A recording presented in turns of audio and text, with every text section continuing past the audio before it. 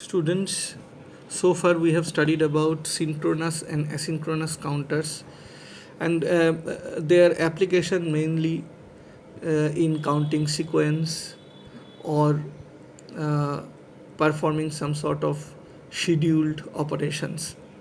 But there are some special counters that are being extensively used for job scheduling in CPU, that is Central Processing Unit. You must be knowing that whenever you are working with computer, you do three or four jobs simultaneously. You are doing work in Word document, you are listening to music, or you are performing some MATLAB programming. So these three jobs are to be scheduled simultaneously, and for that the scheduler requires some sequence by which it will perform the job. So that sequence is generated by two special counters. One is the ring counter and the other one is the Johnson counter. Now, talking about ring counter, this is the ring counter 4-bit configuration that we have taken, right? And each of these flip flops, as you can see, are type D flip flops. See, J and K are complemented, J and K are complemented, J and K are complemented, J and K are complemented. Remember this is a fixed design, right? It doesn't change with, like the counters you have studied, that mod 10 counter will be different from mod 60 counter. But here this is a fixed design, only one type of ring counter is possible. And also, see, we may use 5 or more flip flops, right? The number of flip flops may increase, but the design type will remain same. And what is the design type? These are all type D flip flops, and they are given simultaneous clock, and their J and K inputs are knotted, right? Their J and K inputs are knotted so that they become T type flip flop. So this is a synchronous counter, of course, because they are getting clocks simultaneously. And what we are also seeing, that the output is fed back to the input, right? The output is fed back to the input. Fine. Fine.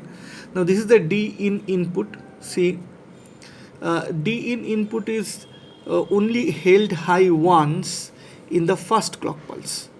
Otherwise, it remains low, right? So this is the circuit design. Now, to understand the operation, we must go through the counting sequence of this flip flop, right? We must go through the counting sequence of this flip flop. See, this is J0, K0, Q0, J1, K1, Q1, J2, K2, Q2, and J3, K3, Q3. Now, in the first clock pulse, see, Q0, Q1, Q2 and Q3 assumed to be low. See, this is 0, 0, 0, 0. They are assumed to be low. Now, as this D input is given, this is a OR gate, so this 1 1 will make the output 1, right? 1 1 makes 1, the logic of OR gate. So this will make 1, right? Now, as this is 1, then what will happen, that this becomes 1 and this is complemented, so K0 becomes 0. Similarly, as Q0 is 0, then J1 becomes 0 and K1 becomes 1. Similarly, Q1 is 0, then J2 becomes 0 and K2 becomes 1, and Q2 is J3 becomes 0 and K3 becomes 1. Fine. Now see, this is the condition then. Remember this, that for synchronous counters, what we have understood in case of lockout also, that we first write the Qs, Q3, Q2, Q1, Q0, and then we take the we calculate the inputs according to the design, right? Fine. Now as this is 1 0, as this is 1 0, then the output will be 1. As this is 0 1, the output will be 0. As this is 0 1, the output will be 0. And as this is 0 1, the output will be 0, because the output will be following J, right? So now in T0 time state it was 0 0 0 0. Now in T1 time state it becomes 0 0 0 1. See, 0 0 0 1. Now what we need? Now we need to get the values of j and k's for t1 state, right? So as this is 1, this is 0, this is 0, this is 0, right? So this 0, this q3 0 will feed back to the input, right? Because now this is not at all 1, this has become 0. So as this is 0, this is also 0, the output will be 0. So as if the q0 is returning back to j0. That is why it is known as ring counter, right? So this becomes 0, and as this is 0, k0 will be 1, right? As this is 1, this q0 is 1, then j1 will be 1 and k1 will be 0. Similarly, as q1 is 0, j2 will be 0 and k2 will be 1, and as q2 is 0, then j3 will be 0 and k3 will be 1, right? So this is the t1 clock state, and when the clock strikes, then what will happen, that this 0 1 will be reflected at the output, right? Output follows j, and again see, the output follows j, the output follows j, the output follows j. So this is 0 0 1 0 now. So this is 0 0 1 0 now.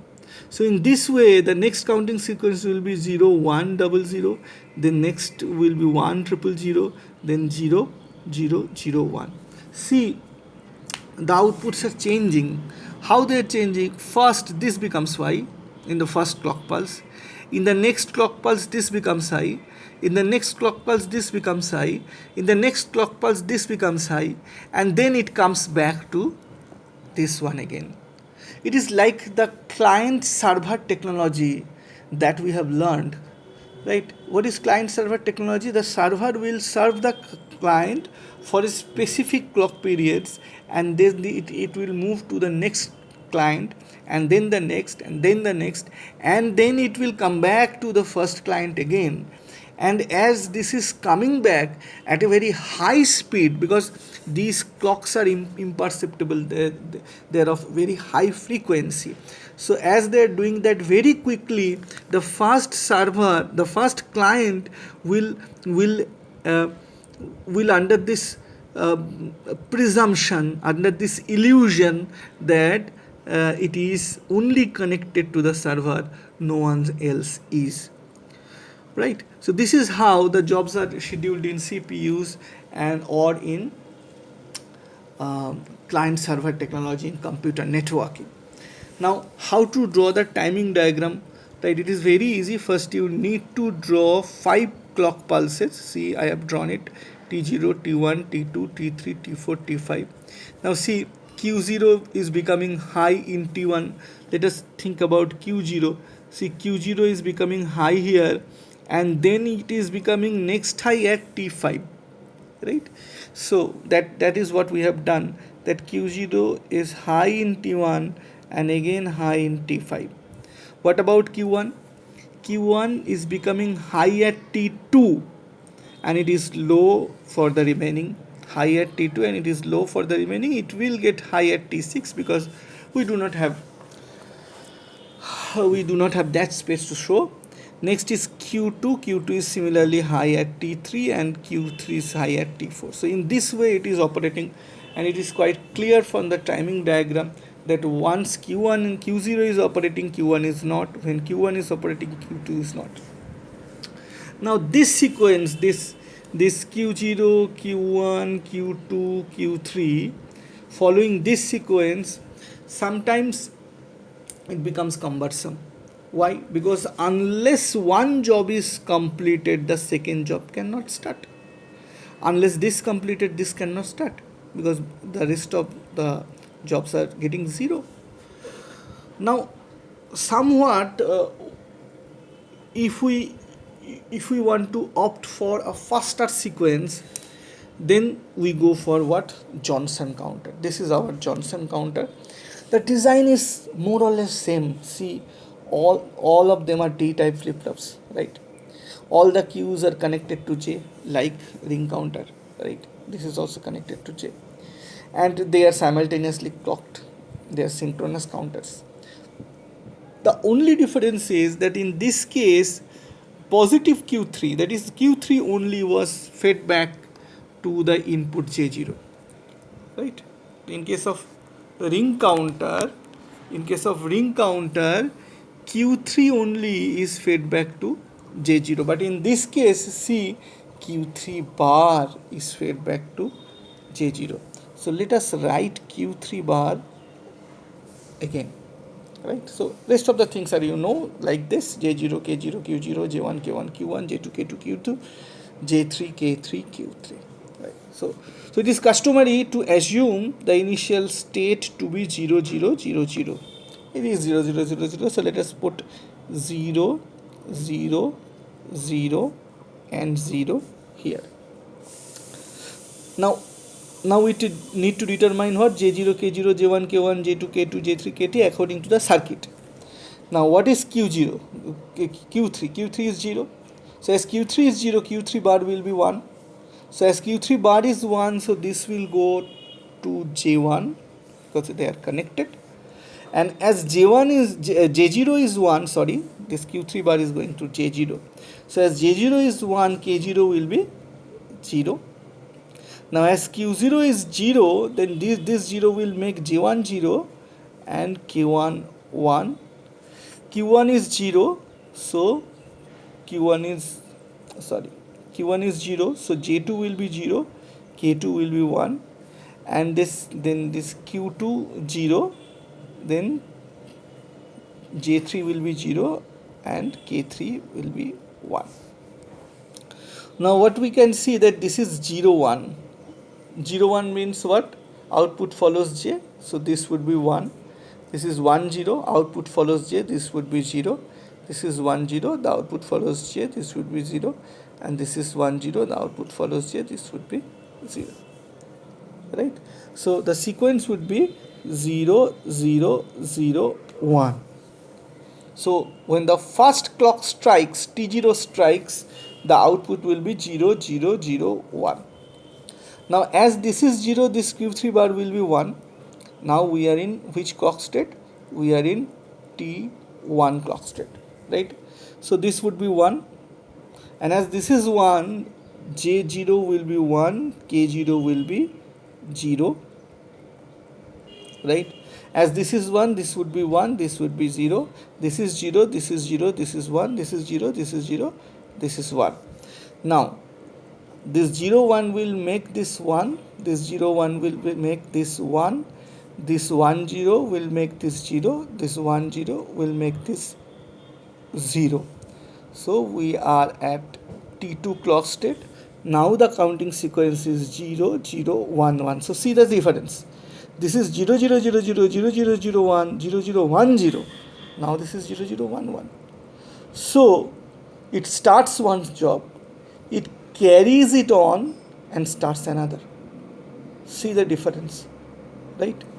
So let us do one more step.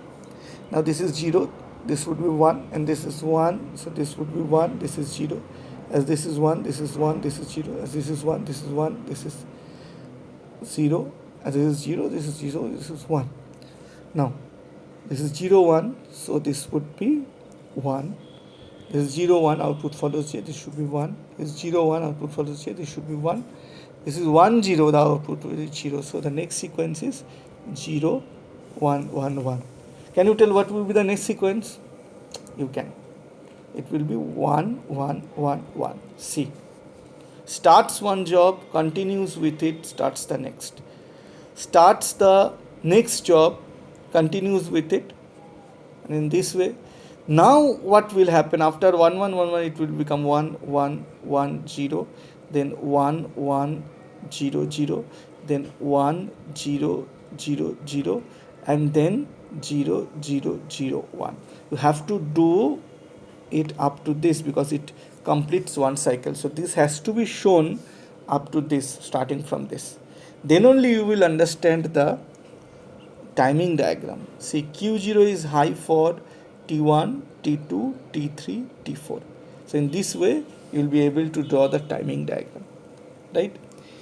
So practice Ring and Johnson counter and their timing diagrams at home. Assignment will be given soon. Thank you.